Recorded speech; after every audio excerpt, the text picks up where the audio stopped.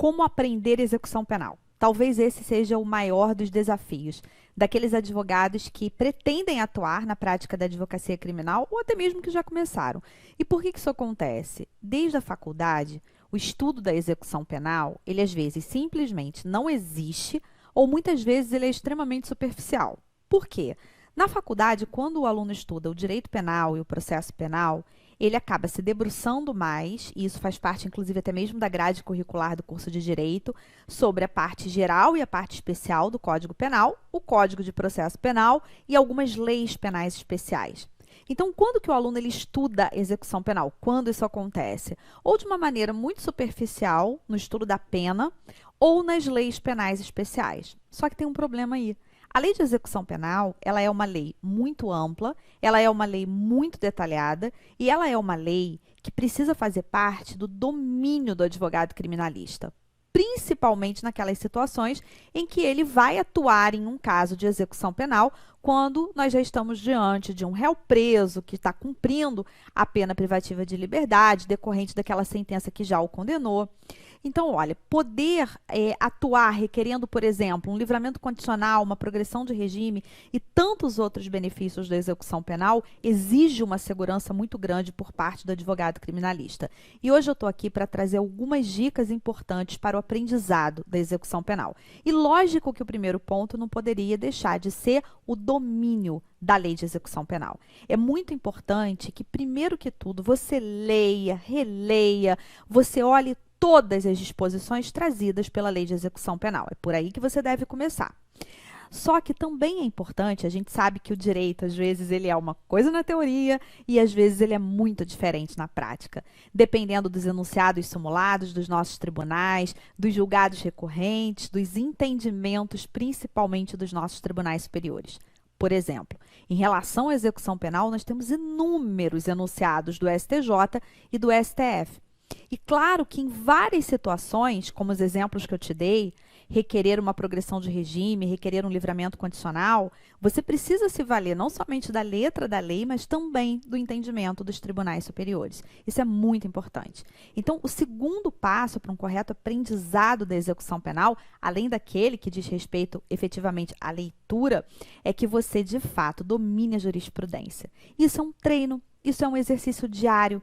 Isso significa que você todos os dias tem que entrar no site dos tribunais superiores, do STJ, do STF, fazer a leitura, repetir a leitura dos enunciados para que você possa se recordar deles, acompanhar os informativos.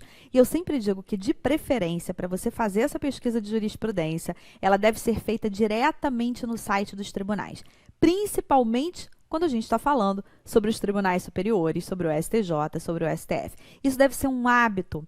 E olha, isso não acontece só na vida do advogado criminalista, não. O advogado ele precisa estar sempre antenado com a jurisprudência dos tribunais superiores e também do tribunal do seu estado. Isso é muito importante. Então, se eu estou no Rio de Janeiro, se eu advogo no Rio de Janeiro, é importante que eu também conheça o entendimento do Tribunal de Justiça do Estado do Rio de Janeiro.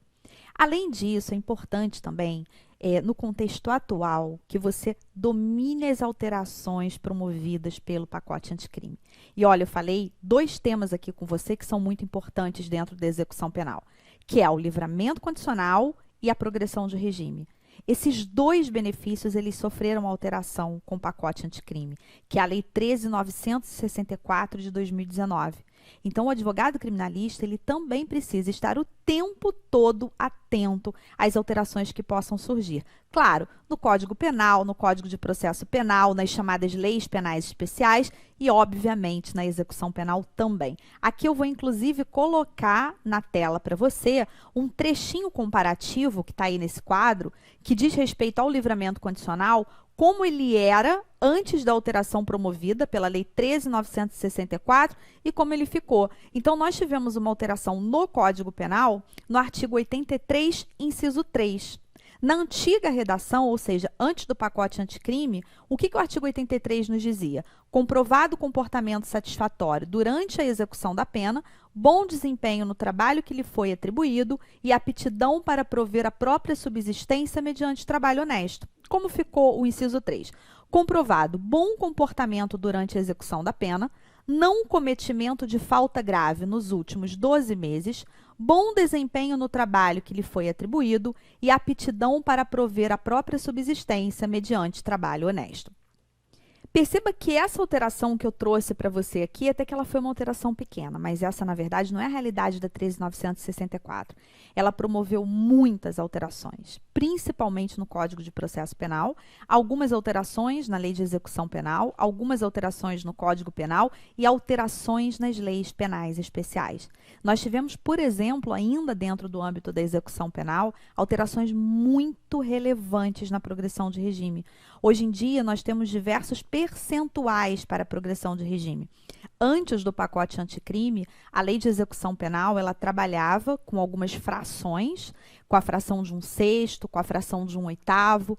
Tínhamos a previsão para crimes hediondos de 2/5, 3/5, e hoje em dia, no artigo 112 da Lei de Execução Penal, que você também precisa estudar de uma maneira muito atenta, nós temos diversos percentuais de acordo com a natureza do crime. Se o crime é violento, se não é, se a pessoa é reincidente ou não, se o crime é hediondo ou não, se desse crime hediondo resultou morte ou não. Hoje em dia, o tratamento relacionado à progressão de regime, ele é um tratamento muito mais complexo na Lei de Execução Penal. E lógico que quando a gente fala de alteração legislativa, seja na Lei de Execução Penal, seja no Código Penal ou no Código de Processo Penal, a gente precisa também levar em consideração, isso na prática é muito mais intenso, a gente precisa levar em consideração a questão da aplicação da lei penal no tempo.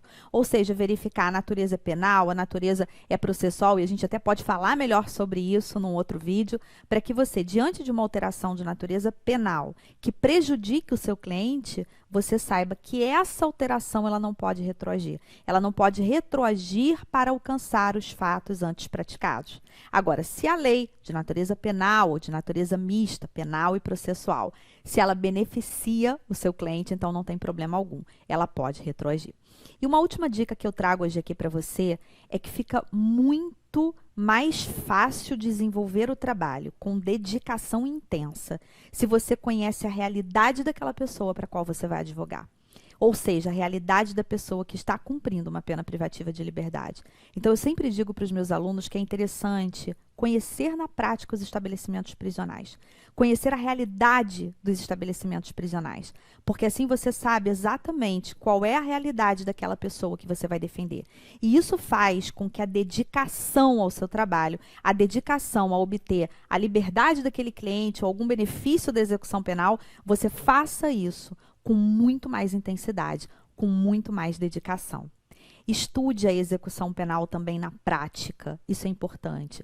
É importante que você saiba como peticionar na execução penal, é importante que você saiba quais são as hipóteses em que você deve se valer do recurso previsto na Lei de Execução Penal, lá no artigo 197, que é o recurso de agravo em execução. Estudar isso de forma prática faz com que você tenha maior facilidade na hora de atuar, maior facilidade de identificar, por exemplo, qual é o benefício que o seu cliente tem direito naquela situação concreta, como que você pode requerer aquele benefício, se aquela situação em que você foi procurado é uma situação que desafia uma mera petição ao juiz da execução, ou se é caso de você realmente se valer de um recurso, de um agravo em execução, ou ainda se a hipótese de você se utilizar de um habeas corpus. Todos esses aspectos, analisados de uma maneira prática, fazem com que você, diante de um caso concreto, consiga identificar com mais facilidade qual é a postura que você deve adotar. Foi um prazer estar aqui com você. Eu vou deixar ao final desse vídeo um link, um formulário para que você possa preencher, caso você queira participar do nosso curso completo e prático de execução penal. Foi um prazer estar aqui com você. Inscreva-se no meu canal do YouTube, deixe o seu like nesse vídeo e até o próximo.